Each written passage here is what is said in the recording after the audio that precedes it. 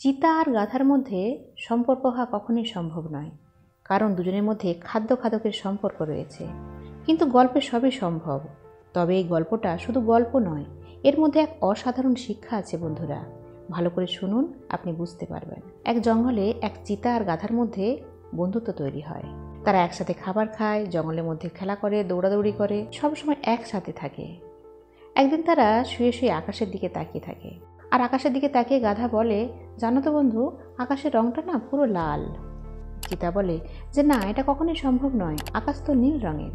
গাধা আবার বলে, না, তুমি ভুল দেখছো বন্ধু, আকাশের রং তো লাল, দেখো পুরো লাল রঙের আকাশ হয়ে আছে।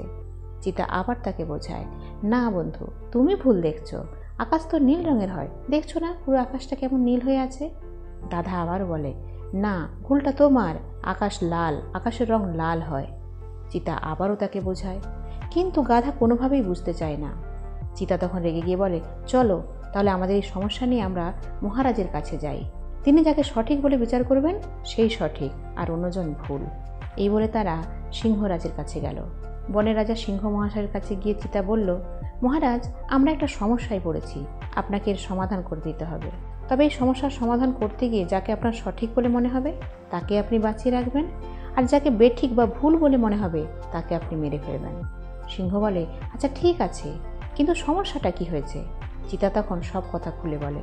চিতা বলে, মহারাজ, আমি সেই কখন থেকে এই গাধাকে বোঝানোর চেষ্টা করছি যে আকাশের রং নীল হয়, কিন্তু এর সমানে বলে যাচ্ছে আকাশ লাল রঙের হয়। তখন মহারাজ একটু স্মিত হাসলেন আর বললেন, তাহলে চলো তোমাকেই মেরে ফেলি। ভয়ে আড়ষ্ট হয়ে গেল চিতা। চিতা বলল, কেন মহারাজ, আপনিও কি তাই মনে করেন যে আকাশ লাল রঙের হয়?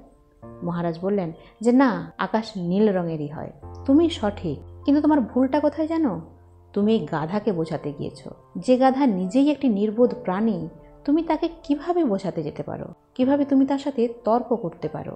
এক্ষেত্রে তুমি ভুল করেছ। তো বন্ধুরা, আমাদের জীবনেও এমন অনেক মানুষ আছে যাদেরকে আপনি যতই বোঝান, যতই তাদেরকে শেখান, তারা কিন্তু যেটা বোঝে, যেটা জানে, সেটা নিয়েই তর্ক করে। এবং তর্ক হলো মূর্খের পরিচয়, নির্বোধের পরিচয়। আসলে যারা চুপ থাকে তারাই জ্ঞানী। তাই বন্ধুরা, মূর্খের সাথে কখনো তর্ক করবেন না, নির্বোধকে কখনো বোঝাতে যাবেন না, তাতে আপনিই সমস্যায় পড়বেন, আপনাকেই মান সম্মান খোয়াতে হতে পারে। নির্বোধ তর্ক করে ঠিকই বেরিয়ে যাবে, কিন্তু আপনি সেই মানসিক যন্ত্রণাটা নিতে পারবেন না। তাই বন্ধুরা, নির্বোধ মানুষকে বোঝানোর থেকে চুপ থাকুন, চুপ থাকাটাই শ্রেয় এবং সেটাই আপনার জন্য ভালো হবে। ছোট্ট এই মোটিভেশনাল গল্পটা যদি আপনাদের ভালো লাগে তাহলে অবশ্যই কমেন্ট করে জানাবেন, লাইক করবেন, শেয়ার করবেন ভিডিওটা। আর এই ধরনের মোটিভেশনাল গল্প পাওয়ার জন্য আমার চ্যানেলটাকে সাবস্ক্রাইব করে অবশ্যই আমার পাশে থাকবেন। আবার নিয়ে আসবো অন্য কোনো গল্প, অন্য কোনো মোটিভেশন।